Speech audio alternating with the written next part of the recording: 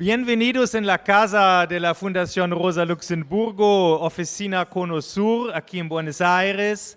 Mi nombre es Torge Löding, yo soy el director, el representante de la Fundación Rosa Luxemburgo para esta región del mundo. La Fundación Rosa Luxemburgo es una de las 6 fundaciones políticas alemanas y somos la fundación vinculada con el partido de la izquierda, Die Linke en Alemania.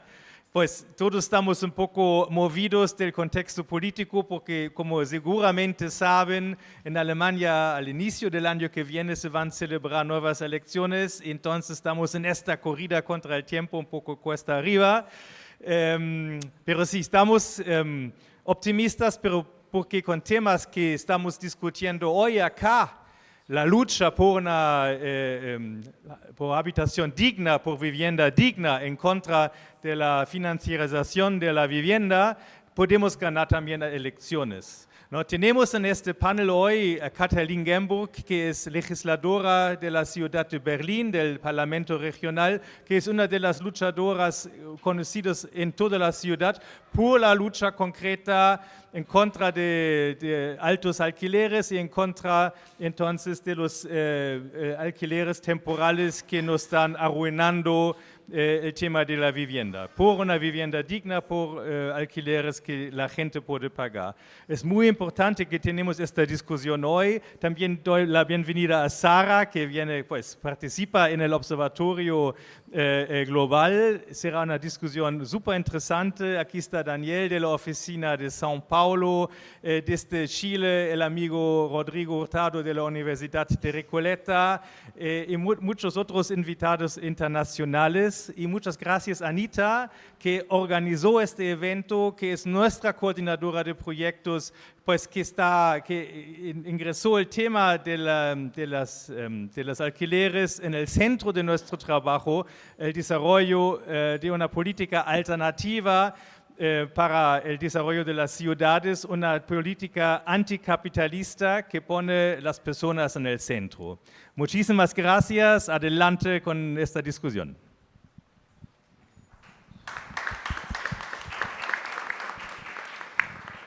Bueno, gracias Torge por la bienvenida. Muchas gracias a todos por estar aquí en nuestra casa de la Fundación Rosa Luxemburgo.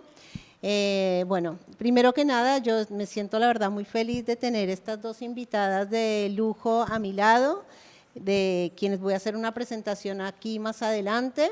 Quería contarles que esta actividad, este evento, si bien está organizado principalmente por la Fundación Rosa Luxemburgo, es una invitación que hacemos desde el Observatorio Global de Alquileres Temporales, que es una iniciativa que estamos llevando adelante junto con otras organizaciones, que nace en América Latina, pero con intenciones desde este lugar y desde nuestras perspectivas del sur global, reflexionar sobre este tema de los alquileres temporales en perspectiva siempre interseccional y desde los derechos humanos.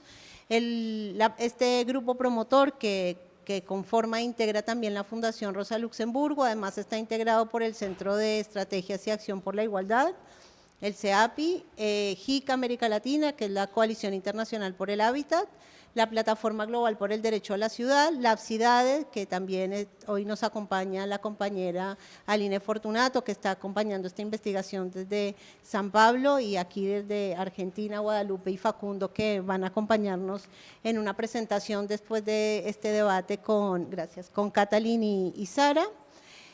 También está The Shift, que es la organización que conduce Leilani Farah, y hemos también, bueno, Facundo después también va a contar un poco de quién compone el consejo asesor, el grupo promotor, y vamos a interiorizarnos un poco de lo que es este observatorio global, pero lo que quería un poco poner en perspectiva de esta presentación es que desde la Fundación impulsamos esta iniciativa porque viene de la mano de reflexiones que venimos haciendo desde el año 2016, 2017, 2018, que tienen que ver con la disputa de las ciudades desde una perspectiva anticapitalista y principalmente analizando el problema de las urbanidades desde el modelo de desarrollo que se lleva adelante en ellas.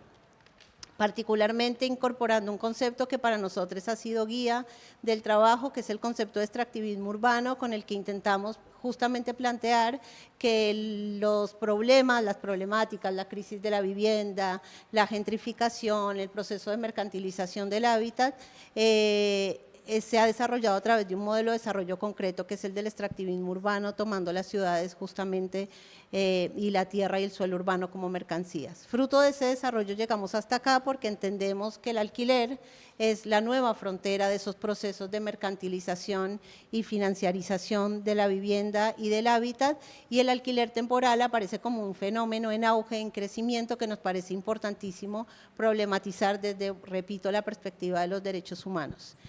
Y tenemos dos invitadas que vienen desde Europa un poco para pensar qué se viene, ¿no? Porque vienen como si se quiere de un futuro del problema, donde justamente en el norte global ha avanzado tanto el problema del alquiler temporal que el efecto y el impacto en el acceso a la vivienda ya ha cobrado unas dimensiones inmensas, incluso construyendo movimientos sociales que están disputando particularmente la lucha contra la turistificación, los alquileres temporales. Entonces, con esa mirada de futuro de lo que podría venirse, ¿no? También en unos contextos nuestros que son mucho más problemáticos porque las crisis socioeconómicas son más agudas, queremos un poco con ellas discutir y debatir este tema y que nos cuenten qué ha pasado en las ciudades, donde no solamente investigan y hacen política, sino que activan movimiento social, que es siempre las voces que nos interesa mucho traer a la discusión, no solamente las voces de la investigación, que también la han hecho, del periodismo, que también lo han hecho, sino que además de eso son dos compañeras que activamente participan del movimiento por el derecho a la ciudad y a la vivienda en sus ciudades. Entonces, tengo a Katalin Gennburg. Muchas gracias por estar aquí y que hayas aceptado hacer parte de esto, aprovechando tu visita aquí a nuestro Cono Sur. Muchas gracias. Katalin, como ya adelantaba Torge, es legisladora del partido Die Linke, del Partido Socialista Die Linke en el Parlamento del Estado de Berlín desde el año 2016. Fue elegida directamente, lo que significa que fue la única diputada de izquierda que obtuvo el mayor número de votos en su distrito electoral, lo cual nos alegra mucho y esperamos que así continúe siendo en las próximas elecciones.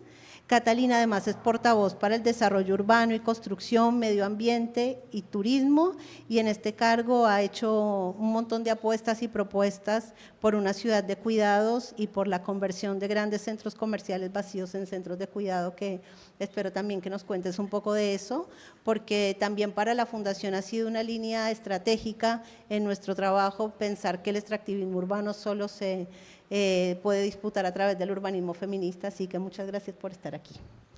Y a mi otro lado tengo a Sarah Gainsforth, espero estar pronunciando bien tu apellido. Sarah, si bien ahora vive en Roma, es norteamericana, ella es investigadora independiente y periodista freelance, se ocupa de cuestiones sociales relacionadas con la ciudad y sus transformaciones, poniendo especial atención en las desigualdades y las políticas de vivienda, y es autora de un libro que particularmente para este tema nos llama particularmente la atención, que es Airbnb, Ciudad Mercancía, historias de resistencia a la gentrificación digital. También ha escrito otros libros como Vivir cansado, Vivienda, una narrativa política, y Más allá del turismo, donde nos propone la pregunta si existe un turismo sostenible.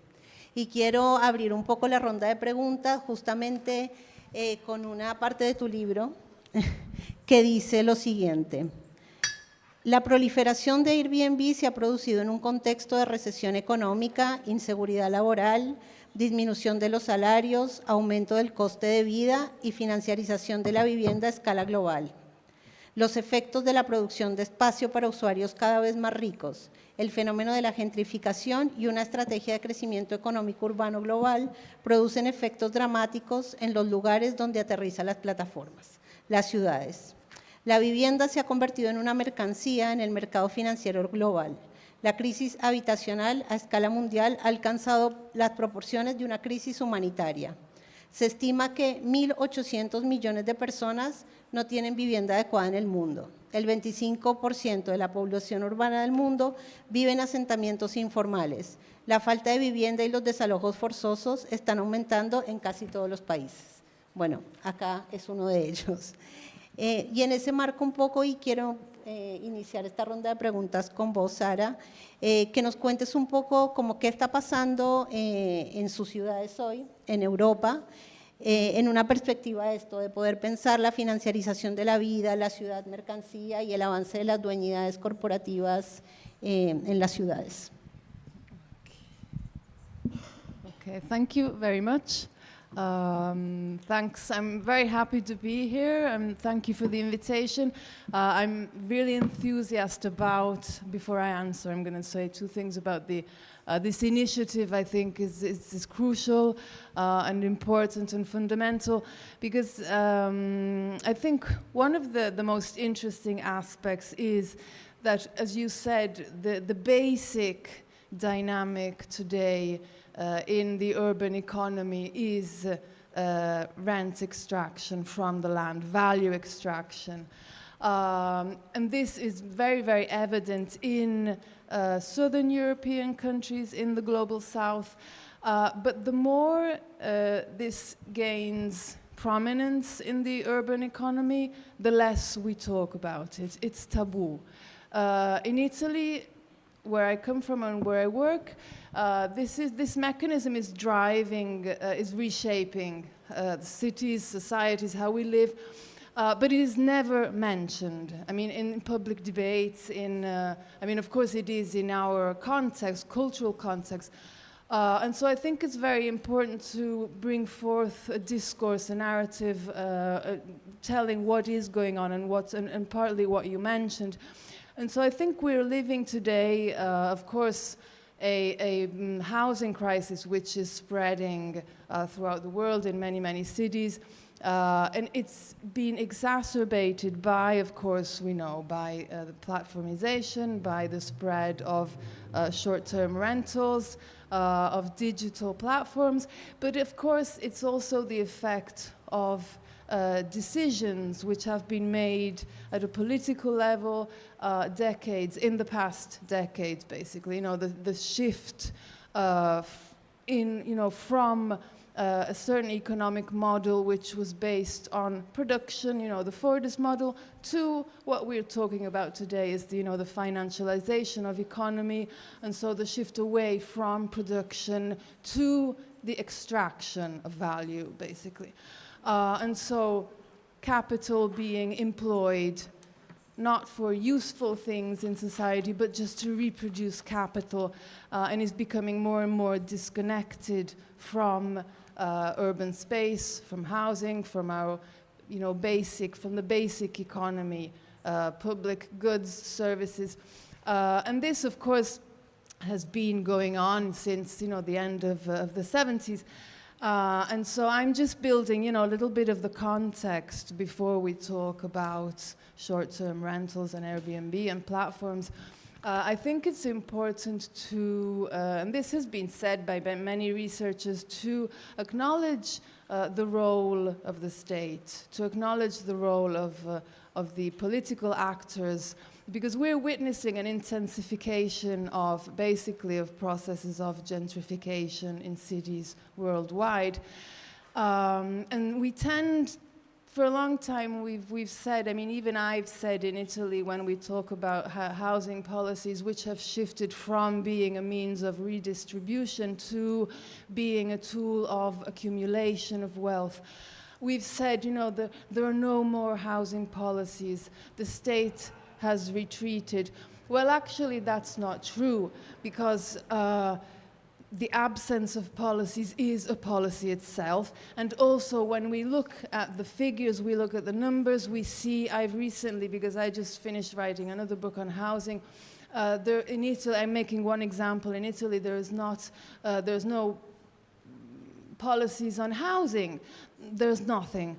But when you look at the fiscal welfare, when you look at all the advantages given to home ownership, for example, that accounts for a huge amount of public spending. So it's not that the state has disappeared, it's just changed, its focus. And so I think this is, to say, then why Airbnb comes along and creates such havoc in cities. It's because, we've already been deregulating, basically, what was put in place decades ago, that is, regulating land, the use of land, housing. So once public policies start supporting the markets and supporting funding markets intervention, then of course we have a big issue, a bigger issue to deal with. We were talking about this before. We have to rebuild public or common, we can even talk about common institutions. And I think we're in a phase where we need to do this. I mean, really start doing it grassroots. And I think the first step to do it is to exactly to talk about the economic dynamic at the basis of urban economy. So of course this housing crisis is the effect of real estate and housing being used as an asset, as a financial asset, just to create more value. An Italian urban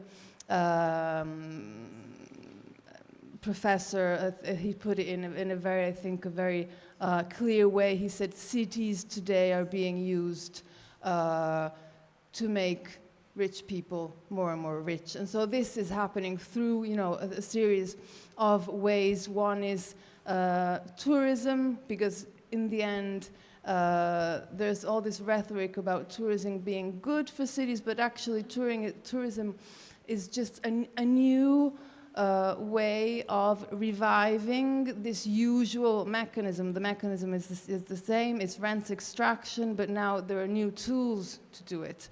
So tourism is working in that way when there is no public regulation regulating the use of housing. Urban regeneration programs having this gentrification effect, raising real estate values. So, I mean, it's pretty clear how most of the urban economy today revolves around real estate. And of course, the effect is, what we are seeing today it's middle class. Before it used to be just like the poor working class, but today the novelty is also that the housing crisis is affecting the middle class. And so the two ways to access housing traditionally, which is renting and buying, are not working, basically. They're not working for the new generations, they're not working for the middle class. Of course, somebody said, it's not that the system is broken, the crisis is the norm for certain categories of people. And so this is, I think, it can be a new starting point, and because these two, ways of access housing are not working anymore because of the divide between spending capability and wages and housing costs. And so I think it's a great moment to start talking about alternatives and what's new, or going back and to ideas that were already put forth years ago on how to regulate land and avoid all this rent extraction. So it's a great time to start talking about these means of facing the housing crisis.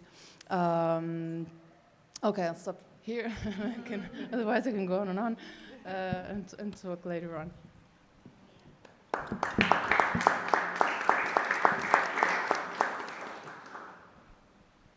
Bueno, en esta misma línea, Katalin, que nos cuentes un poco en el contexto de Berlín, qué es lo que está pasando, y que nos empieces un poco también a interiorizar de estas ideas que vos vienes planteando, que hablar de estos temas es hablar de nuevas economías urbanas.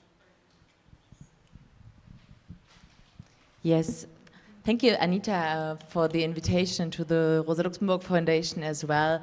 I'm very honored to be here and get a lot of new impressions. Latin America is very new for me, and to talk about Airbnb in a global perspective is so important, and I've traveled a lot to talk about Airbnb, what we did in Berlin, but what is the difference between Berlin and Italy, like Rome or Barcelona? And there's so many differences in the housing market, in the history of the housing system in the cities and in the countries, and it's very, it's very important to get a view on the history of the housing system in the countries, and then to see what happens now with Airbnb and the other big corporations that are entering our housing markets.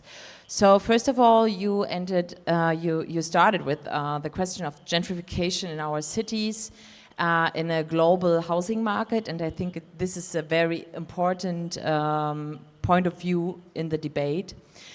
So Berlin, from the city I am speaking now from the point of view, we have 85% of renters in the city, which is very important to say, because if we talk from our perspective, we are a very unclassical renters city. I think it's just one in the world now, like since the Eastern countries are so much neoliberalized and privatized the same way as we have get through in Berlin, in Eastern Berlin as well. So if we talk about the situation in my city, we have to keep in mind that Berlin was a divided city until 1990. And in Western Berlin, it was not very common to live, it was not very cozy to live, like freaks and hippies went to Western Berlin, but the rest was like classical working class people who were born there and stayed there. So Eastern Berlin was totally different. The people that came to Eastern Berlin that were not born in Eastern Berlin were very privileged in the GDR. So you had to be a very important person in the state, in the GDR, to get an entrance to Eastern Berlin. So the city is very different on both sides, and Eastern Berlin, of course, was until 1990 completely unprivatized, because there was all state-owned ground. The houses were owned by the public. And after 1990, it was the same. But then, due to the privatizations, after a crisis we had in Berlin, we lost a lot of housing units due to privatizations. And what we see now is that due to these privatizations, we have like the biggest global acting corporations, financial corporations like Vonovia and Deutsche Wohnen, which is like a daughter of Deutsche Bank, company daughter of the Deutsche Bank, that is now owning a lot of housing units in Berlin, especially in Eastern Berlin.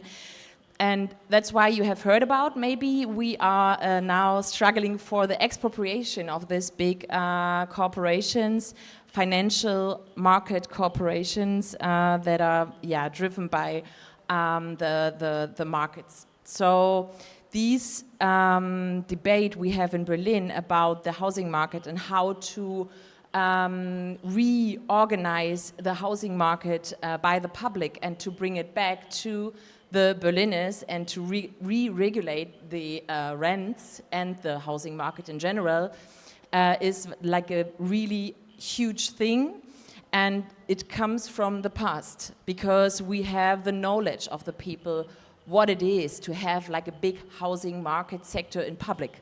We know people like our grandmothers know how it was after the war, that there was like regulation, people were brought into the houses of other people to get houses and to end homelessness.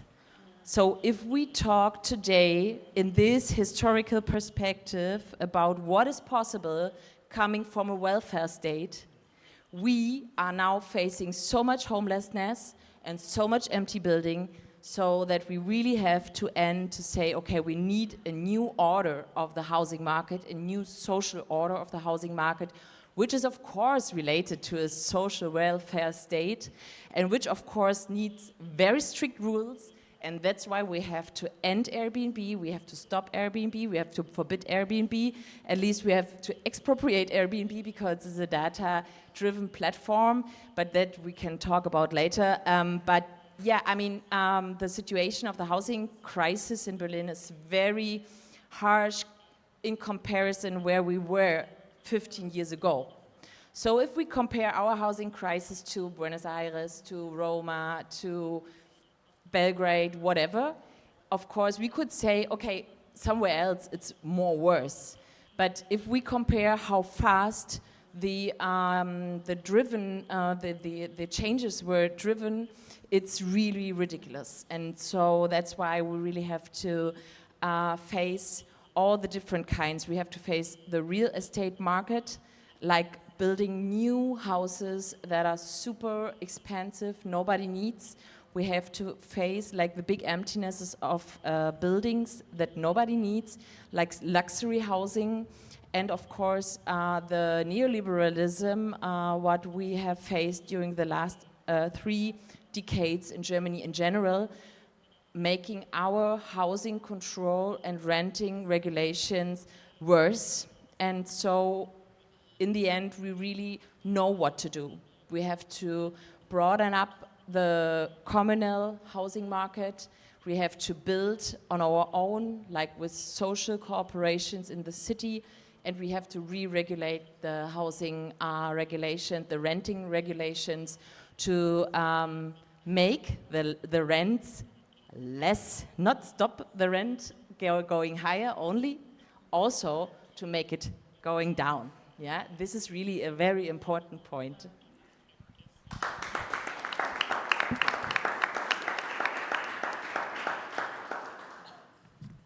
Bueno, muchas gracias a las dos. Esto que cuentas un poco así rápidamente, Katalin, y que vos también mencionabas, Sara, es un poco lo que Raquel Rolnik habla del proceso de destrucción masiva del derecho a la vivienda, que vos narraste 50 años de esa historia un poco en tu intervención, ¿no? Que es justamente pasar de la intervención pública sobre el derecho a la vivienda como derecho, el paso a los procesos de privatización que convirtieron a la vivienda en una mercancía, y hoy nos encontramos asistiendo a todo el proceso de ampliación de los alquileres temporales, las dueñidades corporativas, que tiene que ver con el tercer momento de este proceso del drama de la destrucción del derecho a la vivienda, que tiene que ver con la vivienda convertida en activo financiero. Y en relación a eso quisiera un poco, ya que pudiéramos entrar en el tema en particular, de cuál es el impacto que están teniendo las plataformas o el ingreso de las plataformas, de la economía de plataforma en la vivienda y en la ciudad en general, porque son también procesos que se interrelacionan también con las plataformas de transporte, que es un tema, por ejemplo, que Dani trabaja mucho en Brasil. Bueno, la financiarización de los procesos de la vida, de la economía, la modificación y las nuevas formas y multiplicación de las formas de trabajo a través de estas plataformas. Entonces quisiera un poco, si pudieran ya entrar un poco con lupa a la relación y cuál es el impacto concreto que está teniendo la economía de plataformas en las ciudades y también en general en los procesos económicos, y puedan darnos un poco de luces en eso también. Bienvenido en las intervenciones. ¿Quieres, Sara, tomar? Okay, thank you. Yeah, yes, it's very interesting. What you're saying about Berlin. In fact, I believe I'm from Rome in Italy. We have a very different housing structure, because it's basically home ownership. like 80% of families home ownership and only 20% to renting. But what I find interesting, and then I'll answer your question, but it's just something that I'm thinking about, is when you look at the, within the 80% of owners, almost all that percentage is what they call outright ownership.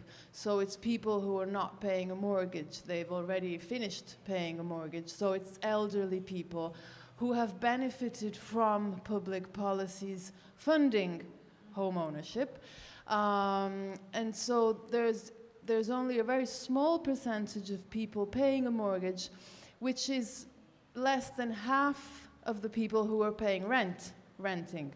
So in the end, if you look at those figures, it's interesting because there are more people renting than paying a mortgage, but there's no awareness of this. And then people still continue to say, oh, you know, like this idea that home ownership gives security, stability, and so there's no housing crisis in Italy. Well, there is, just that there's this familistic welfare, and so I'm not going to go into the whole history of it, but it's interesting. But finally, students started to protest last year, camping with tents outside universities, and so they finally brought this issue to the public attention in the mainstream debate, the media debate. And then, because it is something that affects many, many people, not only students. And so I think it's interesting. So we don't have this kind of scenario of financialization in a way of, you know, like big corporations. We have some of that in Milan. But it's basically, it's like family property, but also there's not enough data to show how concentrated it's become and how there's been such, you know, accumulation of wealth going to fewer and fewer people. So that is happening. But in this scenario, I think Airbnb came and was like, there was like a love story with the Italian housing market, because the whole culture and ideology there is in Italy about private home ownership, private property is sacred. So there's this ideology where you can do whatever you want with your private property, and so it was, in the beginning at least, it was like single individual owners and even renters doing Airbnb, which produces, you know, Airbnb is just a mechanism of, how do you say, because I think of an Italian interiorizzazione of individualization of the financial mechanism, if I can. It's Airbnb, you know, that it makes every single individual a financial player. Is what I'm trying to say. It transforms that mentality into ordinary people I was having fights with, because, you know, even friends saying, well, this is wonderful, this is great, and you're saying, you know, no, the whole problem is with an individual solution. It's an individual solution instead of a collective political solution to the housing crisis, which is only contributing to the problem. And so, you know, it's like with climate change, it's like, okay, turn on the air conditioning. Yeah, well, I mean, outside is going to be, you know, hotter and hotter, and Airbnb is the same thing. So there was in Italy, there still is this huge cultural resistance problem, which now actually, I mean, unfortunately, we are talking about, because the effects have been so violent and so profound, and you mentioned how fast these processes are, these dynamics, and so in a matter of a few years, cities in Italy have been really, really devastated. At least, you know, the city centers, but not only the city centers, even the outskirts. This touristification has an impact on the whole of the city. And of course, you know, then there's always another topic I'm always fighting with people about is, you know, they say, well, you know, well, there's so much more tourists and so that this is, you know, there's more demand. Well, actually, I mean, that demand was created. There are more tourists because there are short-term rentals. Tourism is also, it's not only this, tourism is very complex phenomena, but I mean it's growing so much because of innovations basically in the transport sector, you know, low-cost flights, blah, blah, blah, and short-term rentals, which in the beginning were very cheap. Now they're not that cheap, but that's one of the reasons why there was this surge in tourism, especially after the crisis. And so the creation of this offer, I wrote a book on Airbnb because I was kind of fixated on when it was when it began to spread. You know, you remember there was all this rhetoric about the sharing economy, which is like, no, you know, it's no, you're paying for it, it's not sharing. You know, there's an economic transaction, and having to pay for the access to goods doesn't change the fact that what's at the roots of this process is still property. It's still, you know, who owns its ownership, who owns a home. So that's simply just commodifying more and more and more things, you know, houses, cars with, you know, Uber, becoming, you know, the self-entrepreneur, you know, well, all that, you know, Silicon Valley rhetoric. And so this whole, you know, sharing thing was, of course, it only took a few years to then prove that it's not, you know, that there's a big concentration of, even in, you know, the Airbnb activity by host, there's been a professionalization. It's different actors today. It's not, you know, it's not single homeowners doing it anymore. It's, you know, it's agencies who have hundreds of flats, people buying flats to rent them out. And so that happened very, very quickly. It was very, very fast. Because now, you know, what's changed, this is, you know, Airbnb is just a new tool for extracting value, you know, for the same old process.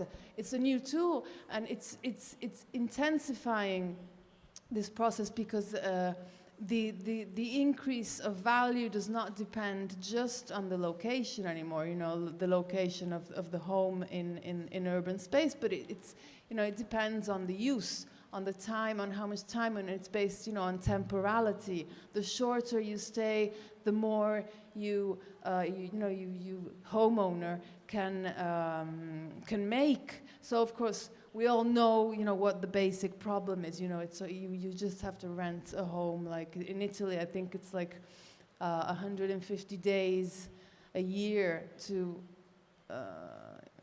make the equivalent of a long-term rental. So this is having an incredible effect throughout cities in a country where, as I said in the beginning, the rental stock had already shrunk. Also thanks to the privatization of public housing. And so that, you know, public housing has been abandoned. So the only solution is the private rental markets. The private rental market has shifted completely onto the touristic markets. So there are no long-term rentals anymore. And so that's why students started to protest, because they're the first category to be impacted by this housing shortage. But of course, I think it's very good to talk about all the solutions, like you just mentioned the solutions, because I think one problem is we kind of tend to get stuck in Italy. The debate gets stuck on aspects of, you know, private renting, but I mean that can't be the solution. The solution to the housing crisis has to be public housing, public social rented housing, cooperatives. It can't just be regulating the private rental market, I mean, which we should do anyway, because I mean in Italy we haven't done anything to regulate the private rental market, so we should do that regulate short-term rentals, plus do, introduce a whole load of measures. I was listening recently to the housing manager of Barcelona, and they did this 10-year long plan. They introduced, at least 10 different measures, and they still have a huge amount of problems. And so I was thinking, wow, we haven't done anything in Italy. So think, how bad that is. Will the situation be, reversible if we don't begin, right now to put these measures in place? And it's so difficult to, they take time to have an effect. So that's my main concern about places such as Italy, which are still basically not dealing with this issue. Yeah, I can very easily connect to what you said already.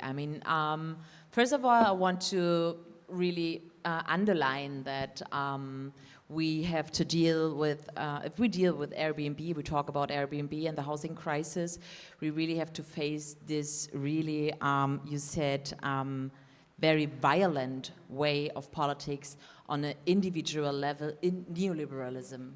So in this capitalist system where everybody has to take care of them own has this specific way of neoliberal, let's say, strategies to rent your room, to get money out of it, to survive, is like the really most violent thing people can face.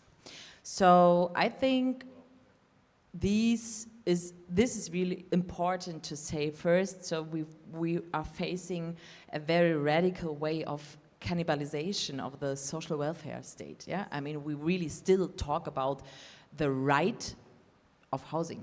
We have this right of housing. It's like a UN right, human right. Of course, it's not existing, but we still have it. So of course, we have to deal with it. These violent ways are very concrete. If we talk about Airbnb, on one hand, we see like Paris was now the place where the Olympic Games took place. And you know that Airbnb was the sponsor of the Olympic Games. Back in the days, it was Coca-Cola or something worse, but like the same worse. But now it's Airbnb. And we as leftists always have to ask, follow the money. Where does the money come from? And if Airbnb is like the sponsor of the Olympic Games, we know, okay, this is super evil. And both super evil. So we are facing like huge money going on in this Airbnb business. And we also have the statistics. This is really worse. Most of economic responsibles in the cities, like in Berlin, we had a green senator saying we have to count on Airbnb because it's an economic driver in our city. And also the EU Commission says, okay, Airbnb and the platforms are like an economic driver or a good driver in our economy.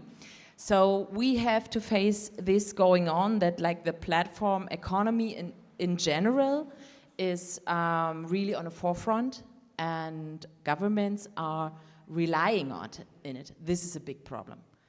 What we see now going on in Europe is ways to try to regulate Airbnb in the cities. At the same time, the European Commission has passed this Digital Services Act, which is not as good as it sounds, but at least they put some regulations on the platforms in it. The Digital Services Act is very interesting because it shows that we really have to ask about the data economy and data politics. Because if we want the good answer first, it would be very easy to re-regulate Airbnb because we just had to expropriate the data because it's just a platform. If you got the data from the platform, it's very easy to re-regulate it.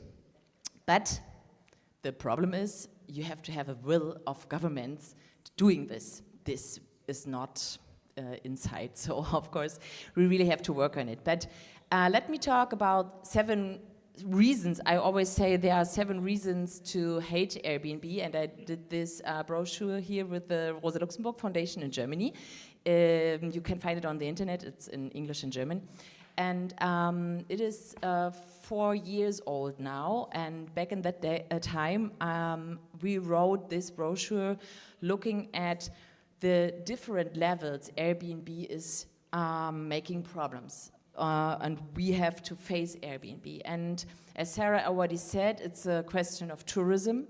We really have to confront tourism as an economic resource problem.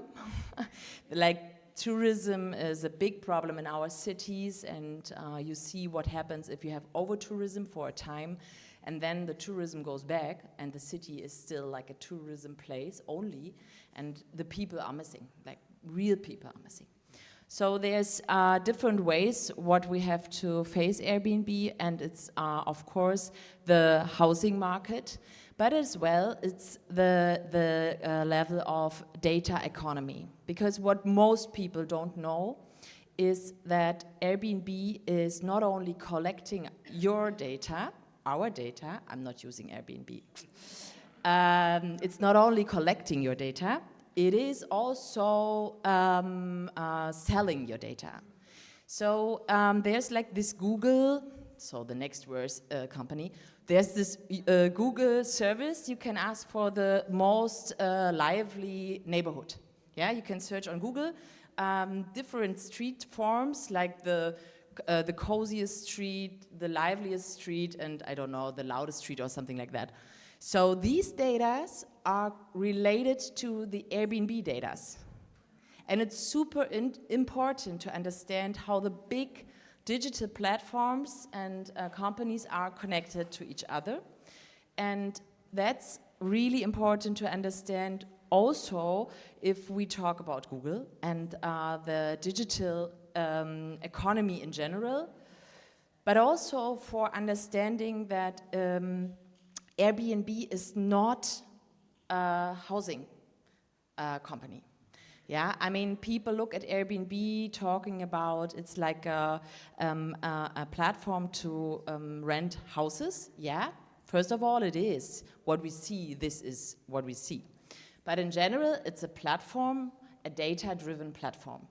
And we really have to see, like the iceberg, yeah, like with the Titanic, we really have to see what's under the iceberg, what we see. And the thing in what we don't see is like really the data economy going around and what they sell and how they deal with the data. Also, we have to face that Airbnb is very well connected with BlackRock. So we, at the same time, have what we always have to face in the modern capitalism. The financialization is very, very close to digitalization. There's a very good book of a German author. It is Philipp Stab. He's professor at the Humboldt University, and he wrote this book, Digital Capitalism. And he very clearly describes how the financialization was only possible due to the digitalization. So this is very close connected, and we really have to understand how the financial platforms, financial economy is based on a political way of digitalization, because of course you all know that. I mean, there was always this social movement on new technologies and the open internet, the free internet, blah blah. We remember that, but it's not happening because the big companies are making the rules with the algorithms, how it works, and we see what's like the results with Millet and co. Profiting from this, political programmed internet. And this all comes together if we talk about Airbnb at the same time. So it could be very easily to program a new world order, I guess. But yeah, I mean, we really have to confront this at the same time if we talk about the housing crisis, yeah? Because sometimes these worlds seems to be very, very far away from each other. We have the digital politics community here, and we have like the renters community here, but this is really important to bring it together. And as well, I want to say that we have to confront the renters laws and how Airbnb is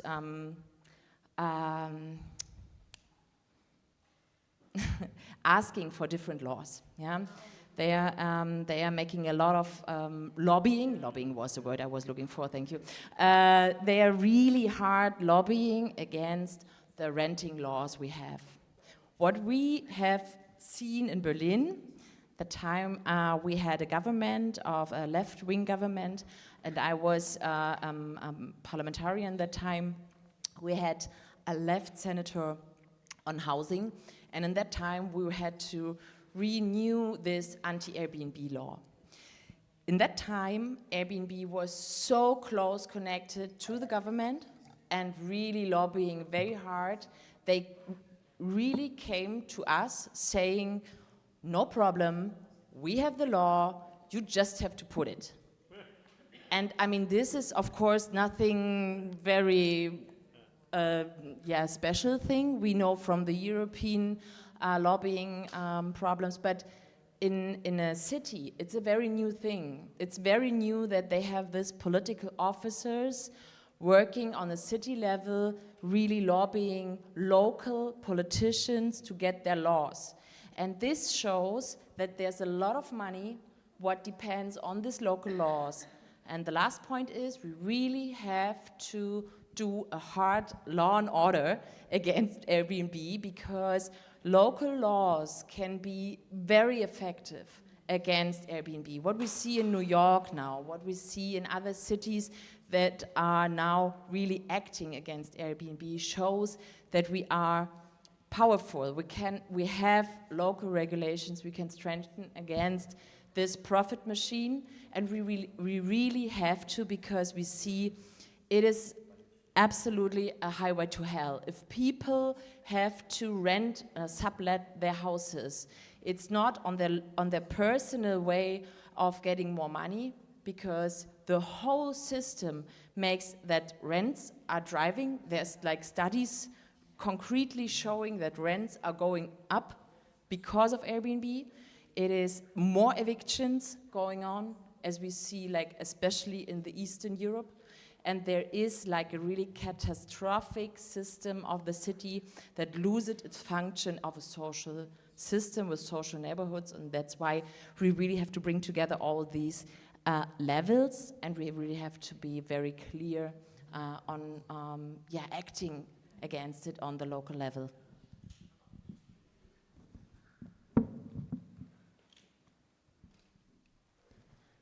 Bueno, muchas gracias. Yo tomo aire como si yo hubiera dicho todo lo que ustedes dijeron.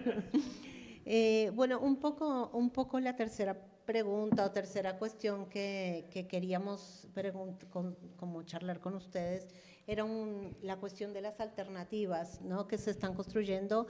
Ya fueron ustedes un poco avanzando en algunas ideas de cómo enfrentar este problema. Pero bueno, abro para dos cosas. Primero, si alguna de ustedes dos quiere ampliar o responder a alguna cuestión que haya dicho la otra, bienvenido también ese intercambio. Y también abrir a las preguntas del público.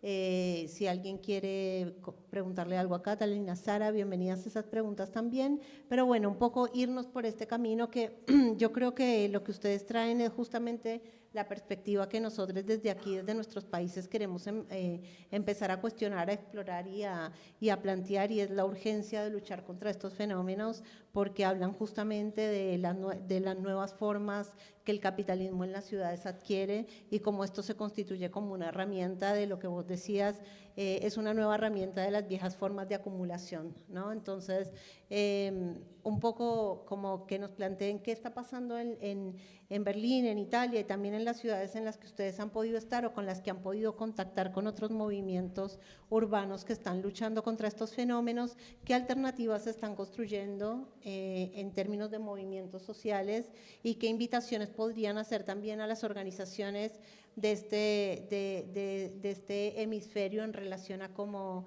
plantarnos frente a estos grandes monstruos, ¿no? Y bueno, también empezar a invitar a quienes ya tengan preguntas a que podamos empezar a formularlas. Thank you. I'll be quick on this one. I think I agree with much of what has already been said on the possibility of local regulations, and also on the one hand, this topic seems so complex, but it's not. I mean, like you just said. And on the other hand, it's almost easy. I mean, the whole. On the one hand, the issue of data, and so the control of data. I mean, that's something we need to, and as you said, to connect. It's not separate from the other political dimensions, and so that needs to be like a clear battle. This is our data for a start, and so data is power. And so that's something that should be, that has to be addressed. And in Italy, we are, years from a general acknowledgement of this issue, because just to make an example, we were talking about this before, Airbnb collects basically the taxes from the hosts, and then it has to give these taxes to the cities with no data. So so cities just they're just accepting this money with no way to know what what it's for. So, and just the in Rome, the new mayor, he finally, after years of this going on, he actually asked Airbnb for some data. But this is ridiculous. So we're giving digital platforms everything, the power to basically to run our cities. And as she said, the power to lobby and to make laws. And this was very clear. I wrote my book on Airbnb in 2018. And it came out in 2019, also because I was following all the debates in the United States, and that was very, very clear at the time when we were still saying, oh, it's sharing economy. And you had Airbnb lobbying for and spending millions of euros. That was the case, when there was that referendum in San Francisco, and they turned, they turned Airbnb into a movement. It's a middle-class movement. They employed people who had worked on Obama's campaign.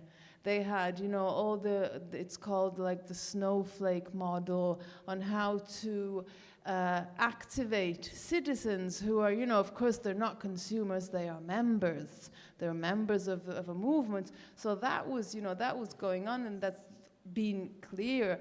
So now they've I think they've let that rhetoric go now, because it's so obvious, the Airbnb is not a political movement, it's a financial organization.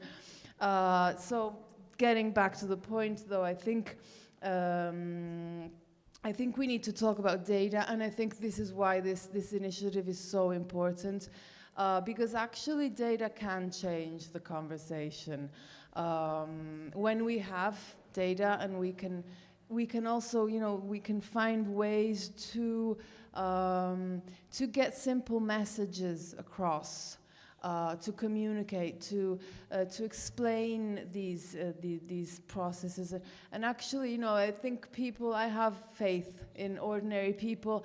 I'm seeing more and more in Italy, despite, Italy is this home ownership place with like an aging population, so it just tends to be more conservative.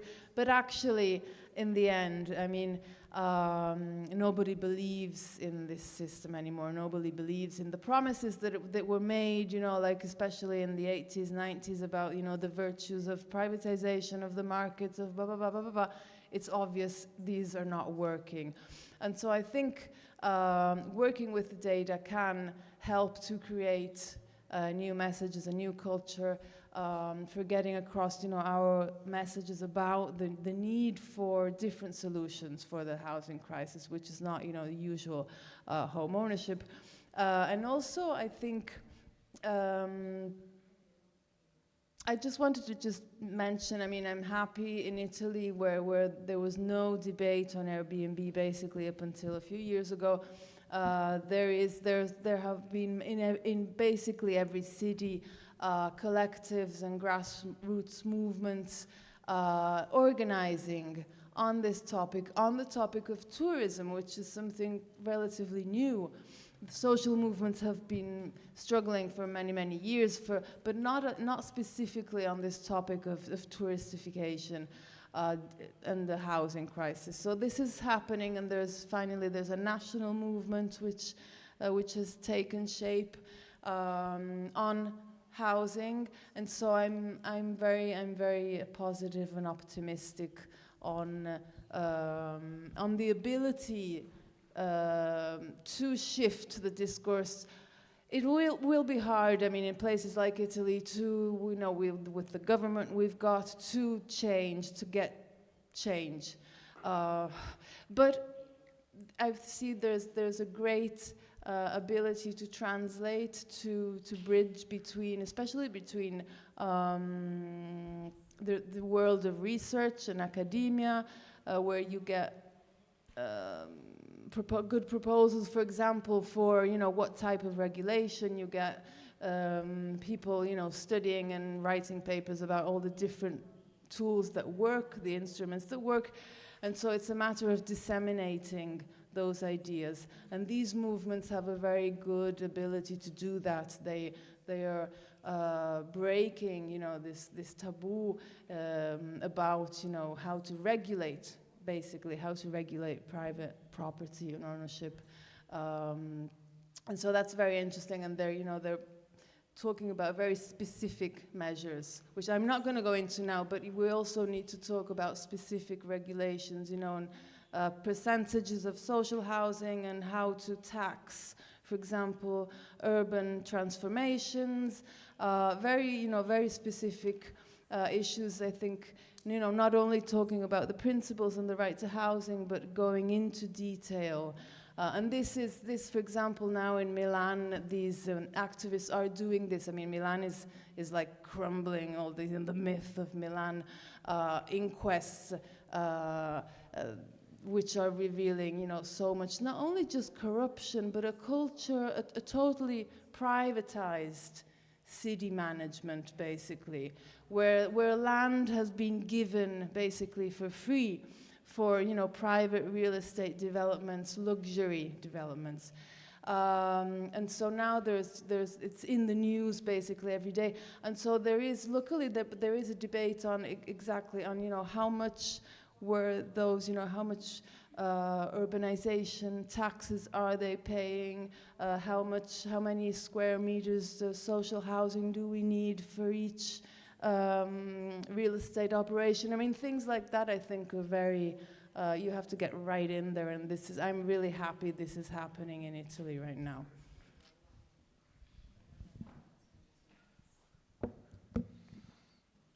Honestly, if we would have this talk 4 years ago, it would be much easier for me to talk about very, options we have.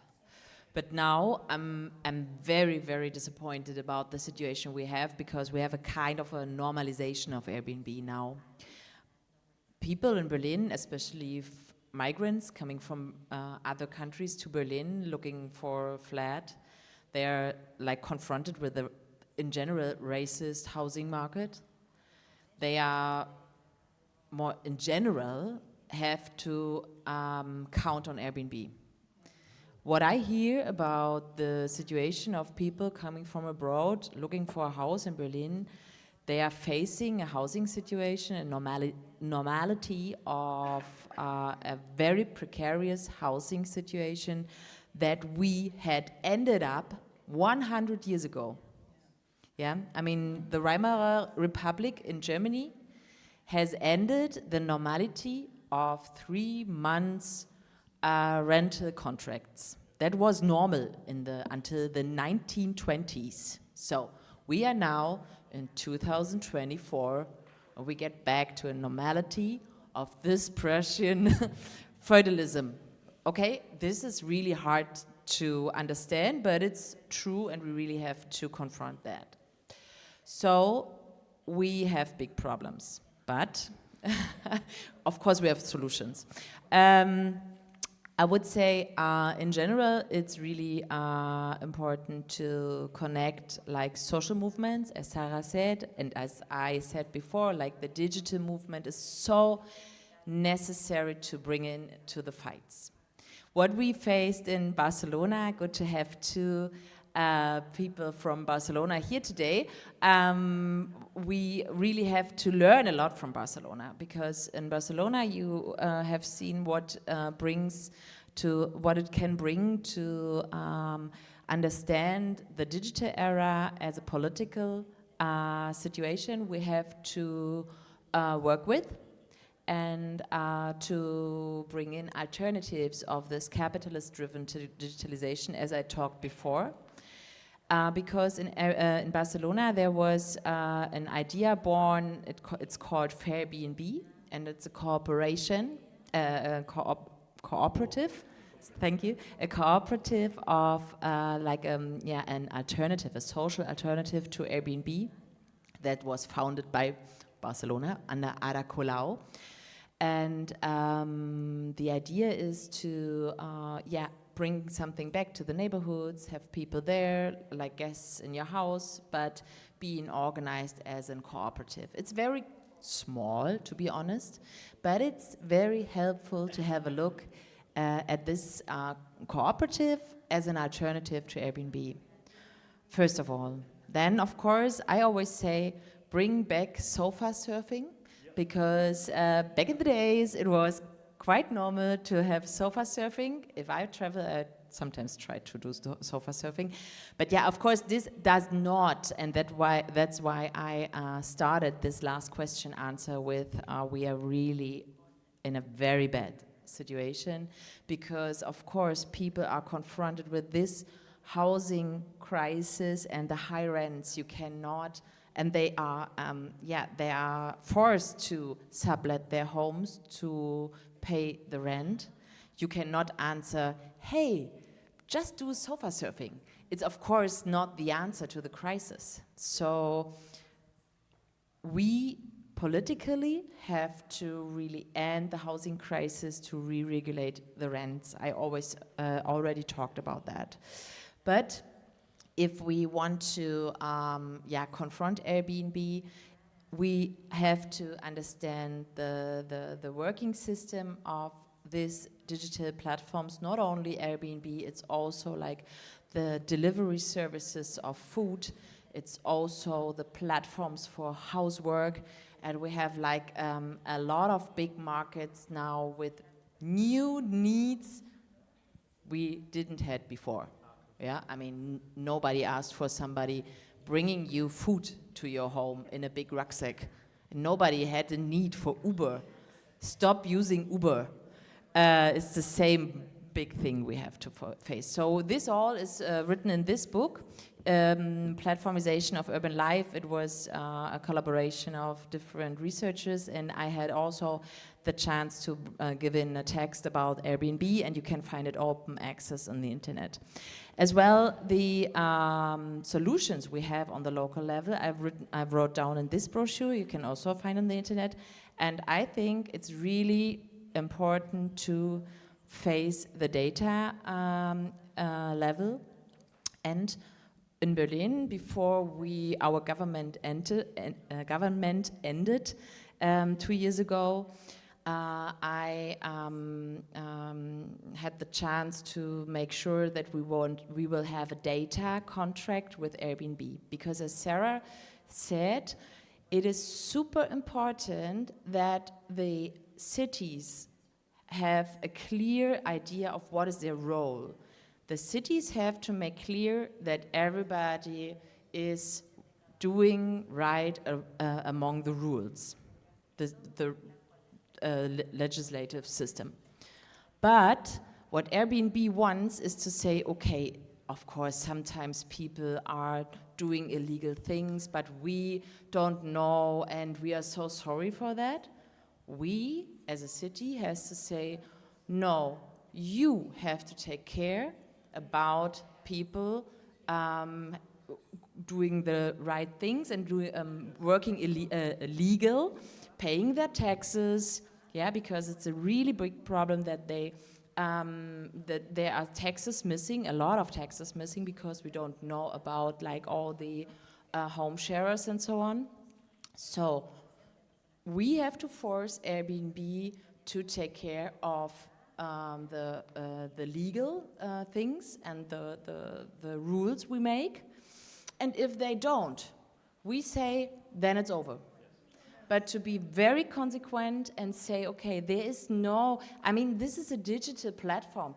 There's no problem to make clear in like technical devices that people have to work in a legal way. It's no problem. It's all possible with the internet and the best programmers they have anyway. So we have to make clear what is our task as a city government, and to make clear Airbnb is forced to take care of not breaking the rules. And this is super necessary, and therefore we can make data contracts with them, saying, okay, you have to give the data to us, and not selling it to others.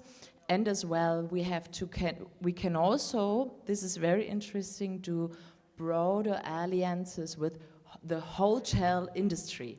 What I discovered the last years, this is super funny, because I'm really like against the hotel industry, because I'm fighting as well against new hotel buildings in our city.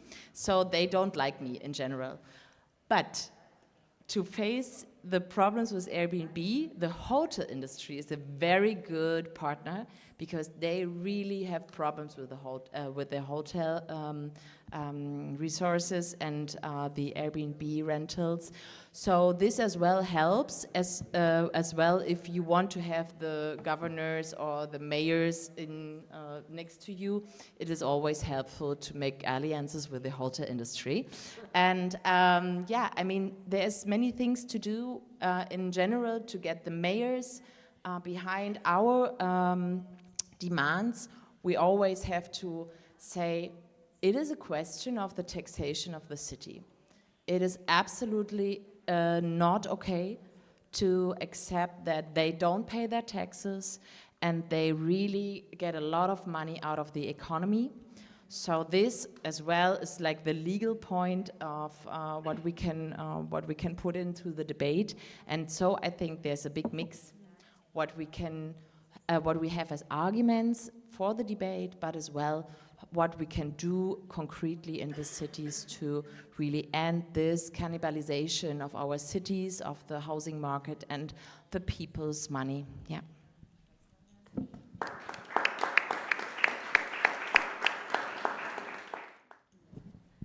Bueno, abro la ronda para algunas preguntas. Quería nada más retomar algo con lo que empezaste, Katalin, y es este problema de la normalización, porque detrás de las economías de plataforma hay unas falsas democratizaciones permanentes, ¿no? Entonces, vos hoy encontrás personas en situación de calle que tienen un alias a través de los cuales las personas pueden enviar plata a una cuenta en una fintech, que no existiría esa posibilidad en el sistema bancario formal. Encuentras migrantes que con su condición de informalidad encuentran en Airbnb una solución para alquilar porque no necesitan garantías.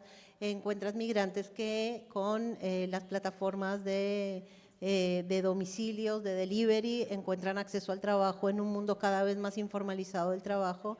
Entonces creo que eso es un punto súper importante y que tiene que ver justamente con esta visión interseccional que queremos darle a nuestros análisis, donde también las mujeres, las disidencias a veces también encuentran una solución para solventar sus problemas habitacionales. No sé si alguien quiere hacer una pregunta, alguna pregunta. Abrimos la ronda.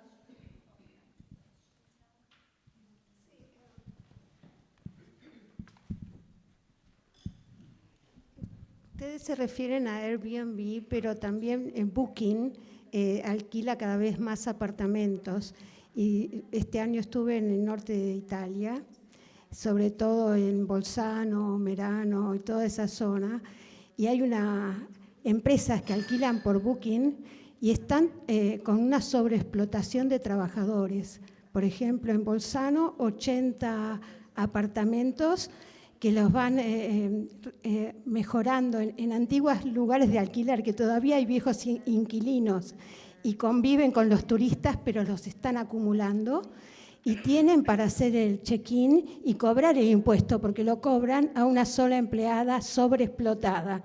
Y entonces hay una oficina donde sobreexplotan, pero están administrando 80 habitaciones. Es mucho más sobreexplotado el trabajador que en un hotel, porque para un hotel de 100 habitaciones tiene mucho personal.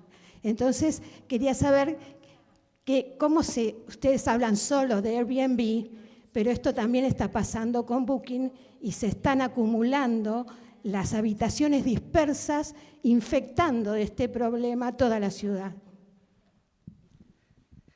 Bueno, yo le quería preguntar a las dos si en este mundo que está agrietado, que hay cada vez más gente que viró a la derecha, donde piden una retirada del Estado sobre las decisiones individuales y cada vez hay una mayor tendencia a negarse a pagar impuestos, si estas soluciones que plantean, que son interesantes, que en el viejo mundo, en la vieja escuela política funcionaban, en las viejas escuelas, en la vieja sociedad como la conocíamos, esas ideas funcionaban. Los ciudadanos podían pagar un impuesto.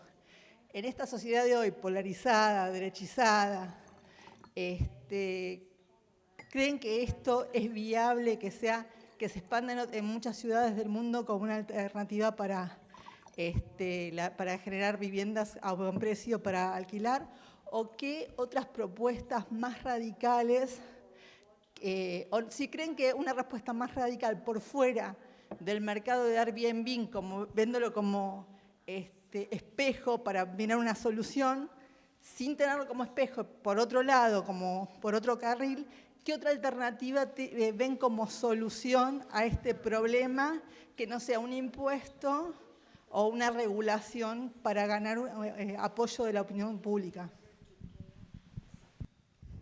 Yes, I'll try and say, thanks for these topics. I think the first, Airbnb and booking, I think, of course, where it's not only Airbnb, we say, Airbnb because it's the main actor, but also because, booking is just as big and everything, but Airbnb had all that rhetoric in the beginning about being a movement of, it had a lot of narrative, which booking didn't really have. But yes, it is a problem. In fact, now in Rome there was a protest for the first time, actually, and in fact they went to the headquarters of Booking. So it is a huge problem. Of course, it has to do with these actors, which are Airbnb, Booking, but also there are so many more now. There are, I don't know if hundreds, but many actors intermediating. Now, of course, it's not only short-term rentals, it's also medium-term rentals. And now it's crazy, I'm even seeing ads in Italy saying, are you tired of short-term rentals? Why don't you try long-term rentals? So they're going back to the long-term rentals, but they're intermediated by platforms. So it's like, it's gone full circle.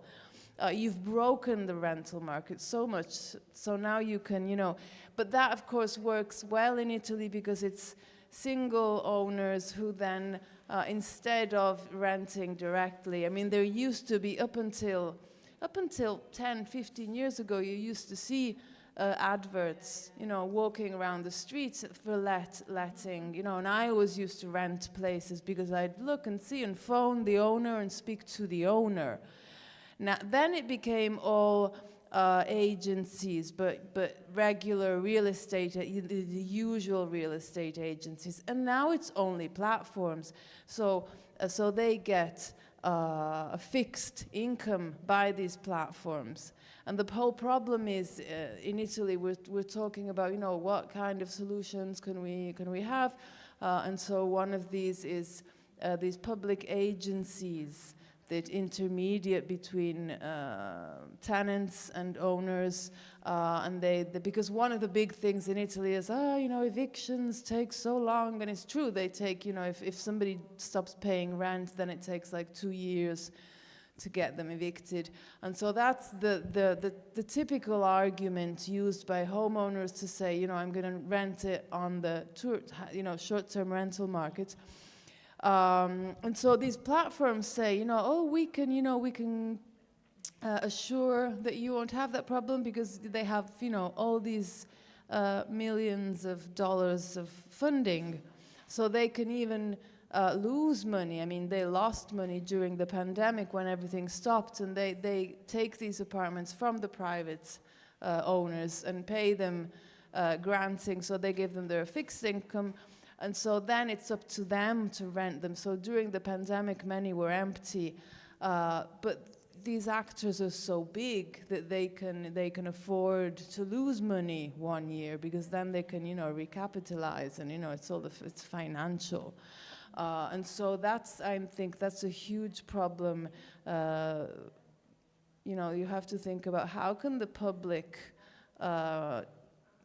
compete with these kind of actors, and these kind of platforms, which are you know, dealing a lot in, you know, not only tourism but also student housing and medium-term stays.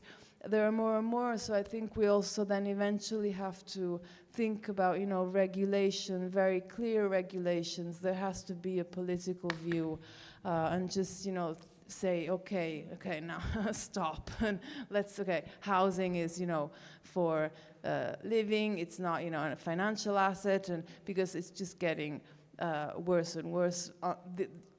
Talking about, you know, these private platforms, private actors with international funds and everything behind them, backing them. So yes, I mean, it's, I'll stop here. I mean, I think you can answer maybe the topic about what kind of regulation also you seem to be more expert. Yeah, thank you for the questions. I mean, booking is just another problem. And but at the same time, it's really difficult. I mean, if you travel with a family like me, if I travel with my 15-year-old daughter, and I say, okay, we go to a city and we'll see where we live. It's not very, it sounds not very good for her. Of course, you want to plan your trip and you want to book something in before, and this brings you to booking, and this is just another problem. You're completely right. What I think what is so important in your question is, what is like the system that is around the Airbnb system? What explodes now? It's like the housing services. And we try to show also what is like the system around Airbnb. You have the housing services, you have like a totally new economy going around. And this is also very important to see how the Airbnb as a system is really reshaping our cities' economies. And this brings us as well to what was the starting point from Sarah as well, that tourism in general, like mass tourism, is really reshaping cities' economies. It brings cities, like a lot of cities are now really facing one-level economy. There's only tourism, so you can work in a bar or you can work as a housekeeper, but there's nothing else. So this really is now a discussion going on worldwide in bigger cities, because they're losing a lot of potential of young people leaving these cities because they have no perspective. I mean, if you imagine you going to university, a well-educated schooler, you leave the city because you don't want to work in a bar or want to be a housekeeper. So this tourism, this mass tourism, it's a really, really important topic, and we would need another evening for talking about this problem as well. But yeah, I want to really underline what you said. We have to face this whole economy going around. The question of what is the answer to the housing crisis was more or less your question is a good opportunity for me to underline another thing I didn't said until now, because what I said is the big transformation that goes on with Airbnb in general, the big transformation of our housing sector. The precarization on one side, that you get only short-term rentals, but as well the concrete houses you get. So we are having the situation in a lot of cities that you only get micro apartments or shared houses. And this transformation of the concrete city structure in new architectures is also a result of Airbnb. That we not only have the precarization of like the money issue, we also have the precarization of where we live in.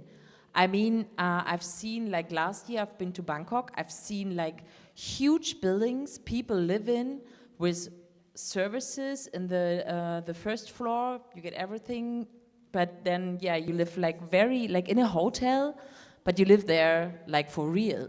It's like horrible. And this is really going on. There's a big transformation of the architecture in our cities, and we really have to face this as well. That's why thank you for your question.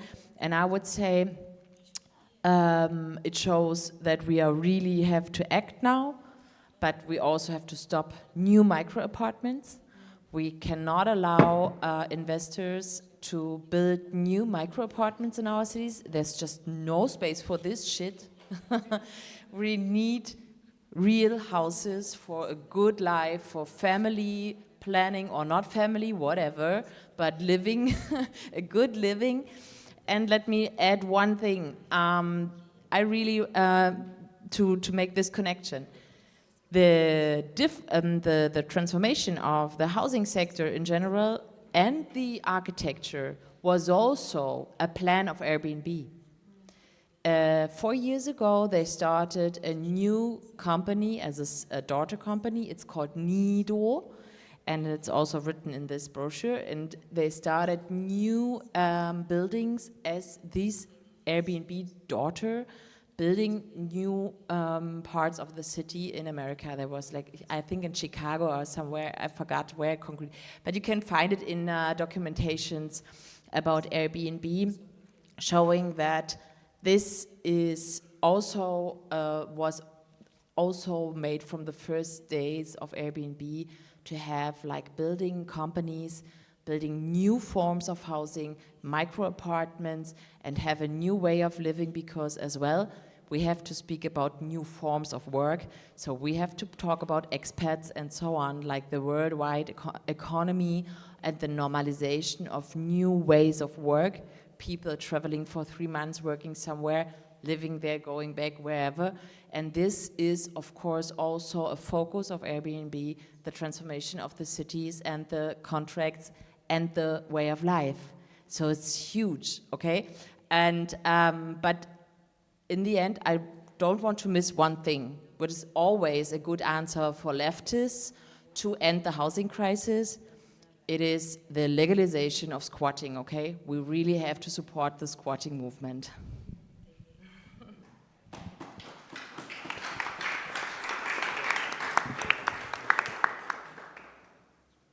Bueno, muchas gracias. La verdad es que ha sido extraordinario escucharlas y sobre todo nos abre la mente a nuevas ideas también para... Ay, perdón. Nos abre también la cabeza para seguir ampliando el observatorio. Quisiera, bueno, hacerles ahora una invitación.